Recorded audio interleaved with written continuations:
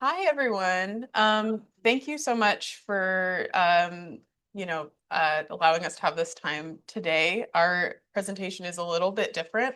Um, I'll just introduce myself. My name is Ripley Butterfield. I am an artist and a library worker myself. Um, I'm Michael Asbill. I'm an artist and educator. and we're here to talk to you a little bit about our project. It's called Processing Collapse. So, Processing Collapse is a public art project about extinction made for public libraries. This work began with marking the collapse of our regional ash trees due to the introduction of the emerald ash borer. Our research has expanded to include historic collapses and new threats to species like American chestnut and eastern hemlock. We want to acknowledge the magnitude and relevance of these losses and their impacts on our lives and ecosystems. Now, our work materializes as custom public artworks built with the remnant wood of these trees. We synthesize the distinct character of each library building, each library we partner with, and their patronage with local history and, like, crucially, observations in the nearby forest, what's actually going on in your local ecosystem. Uh, and our goal with all of that is to identify these points of connection between communities and the trees that are living and dying around them. Oh, Oh, sorry. whoops. Did I double us You up? could do the clicker. I might have gone too far back. There we go. The radius for our project is modeled on a New York State regulation prohibiting the movement of firewood beyond 50 miles. This is done to sort of like prevent the sort of spread of these mostly sort of like insects and fungal invaders on the trees that we're looking at. Um, it gave us a good kind of like framework for sort of like, deciding the sort of boundaries of our project. At the center of our radius is a small forested plot in Accord, New York. It was here that we first took notice of a species in collapse. That was ash. That's what we saw happening. Don't know how many of you experienced that in your own areas and your own regions. Kind of startling to see so much of your forest kind of like dying and collapsing around you. Um, we decided we wanted to take a closer look at that and understand that an extinction event might be unfolding before us. Our working region turned out to be kind of massive. We thought 50-mile radius, no big deal. But it turns out to be 5 states, 17 counties, 9 library systems, and as of our last count, 135 public libraries. We keep finding new ones. Bravo, everybody, by the way. Amazing. That is a lot of coverage. That's spectacular. Um, since 2024, when we started working together on this project, we visited 70 libraries in our radius. Can't say that there's anything more fun than visiting all your libraries, just for the record. And we often walk in and they're like, "Oh, can we help you?" Yeah, we're doing like a project, a library tour. And like, whoa, welcome, come on in. Today we'll share a couple of project proposals with libraries we have partnered with so far. We haven't completed a single project yet. So it's kind of stunning that over the last 2 years, we've been really defining the framework for our project and sort of building relationships with library partners. We are going to give you a sense of how our research works, our collaboration with library staff, and tell you a little bit about how we're designing the works. Just quickly, let me add one other thing that we think is really relevant. We realize that libraries are busy places. You folks have a lot on your plates. The last thing you need is somebody coming in and giving you another job or giving you any kind of like expense to deal with. We come in with the intention of fully funding the projects that we do, finding funding if we need to find funding.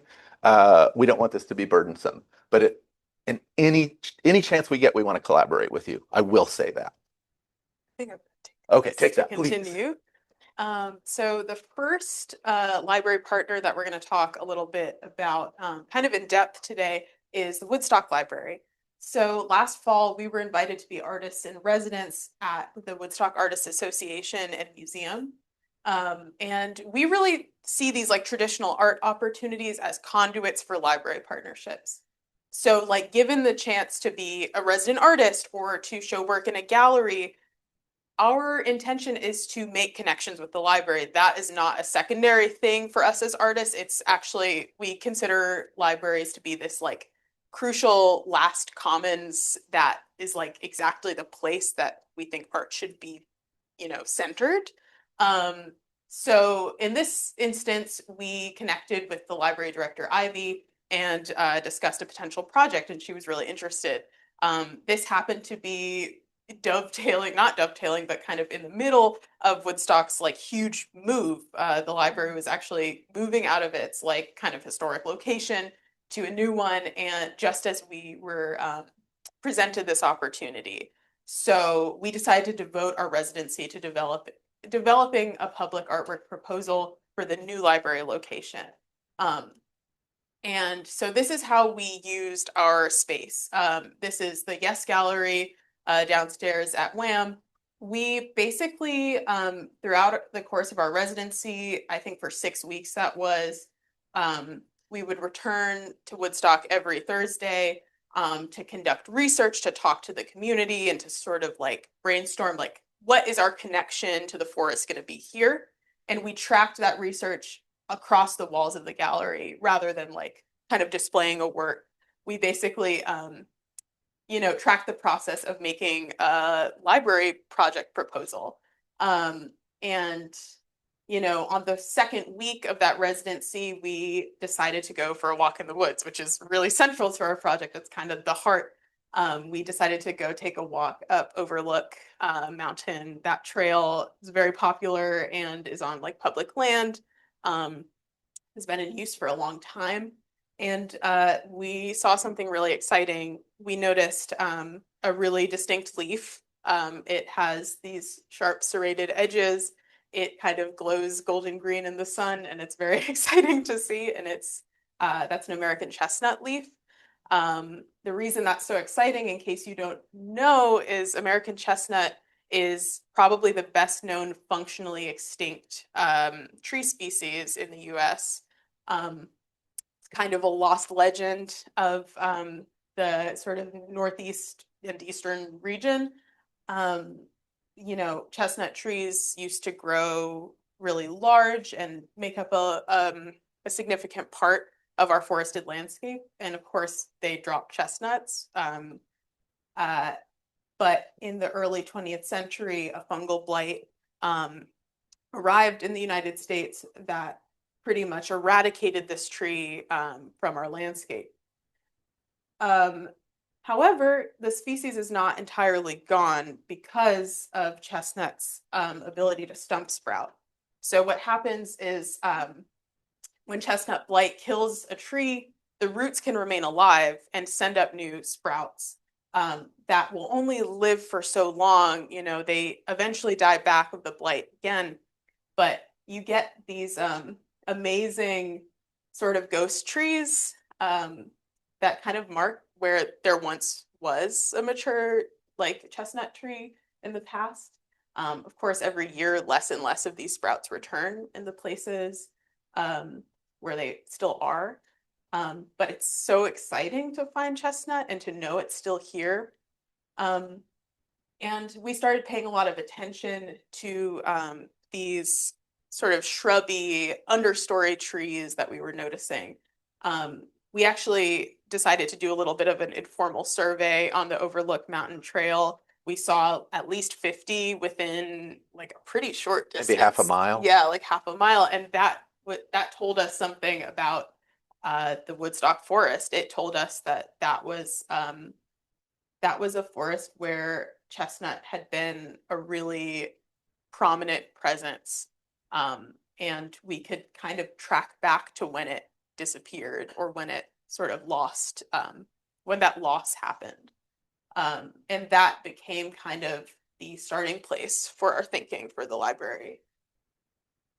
So part of what we wanted to do next is tie what we were sort of seeing on Overlook Mountain in some form to some aspect, some relevant aspect of Woodstock's history. And any of you who have spent time in Woodstock know that a key component, a very celebrated component, is its history with art colonies. The two prominent ones are Birdcliff and Maverick Art Colony. We were So what we did is we started our search since we were at Woodstock Artists Association and we had access to their archivists. It's like, are there images of chestnut or chestnut in collapse? And sure enough, we found them. Here we have an image by Arnold Blanche, who was kind of a prominent artist on the in the Maverick colony. You can see though, if you're checking out down here, it's a dead tree. I think this image is from the 20s or 30s. We found another one here, same kind of vibe, you know, another dead chestnut. But probably, and by the way, that's kind of an interesting figure. We were trying to figure out exactly when blight arrived in the Woodstock area.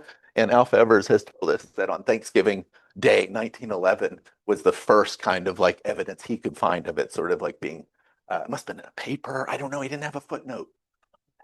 So anyway, we wanted to know, but bottom line is we were finding these images of dead chestnuts. We know they were a prominent part of the landscape.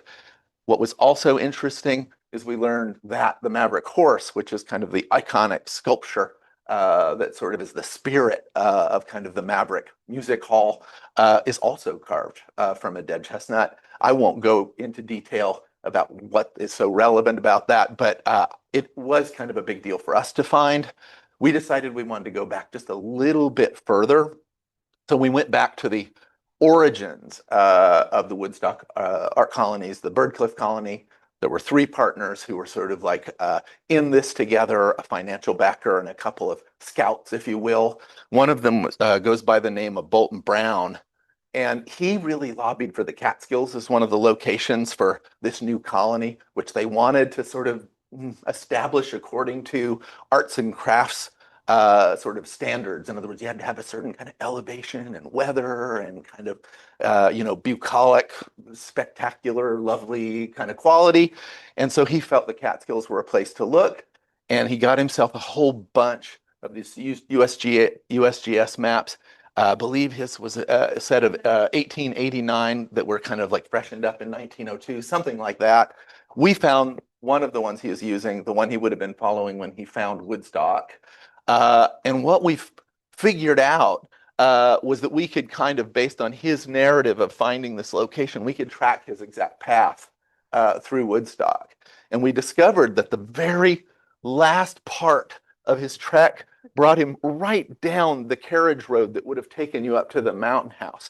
So he would have wandered right through this kind of shadow of a chestnut forest we had kind of like discovered along Overlook Mountain.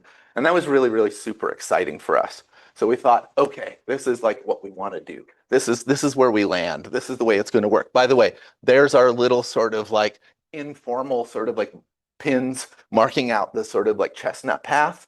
Think about it. That's just the pathway. Imagine expanding that out, how dense that forest must have been. And this is only the trees that were remnant trees, the trees that survived. Okay. So we know he walked right through that forest in 1902. By 1911, it was stricken.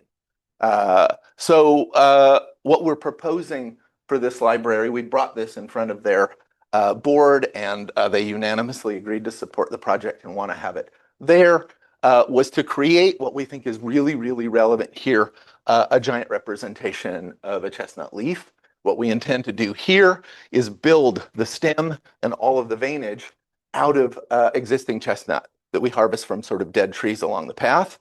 And then all of this material that sort of like makes up the space in between, we want to use historic chestnut that comes from old barn beams. And we'll resaw that and kind of like use that to kind of web out the rest of it. Then what we want to do with a very sort of schematic kind of like representation of the path is mark where all of those chestnuts are. One of the things that we think is relevant about this is we know they're going to crash in time. They're not going to survive. You'll be able to kind of, if you sort of like follow, say, a little app we can provide you where the chestnuts are, you'll be able to see what's surviving and what's actually sort of collapsing. We can also sort of encourage people to add new ones if they find something we didn't see when we sort of did our initial survey. Yeah. Can I jump in for Please. thing? In fact, I think that was the last. Oh, no, I'm continuing. Okay.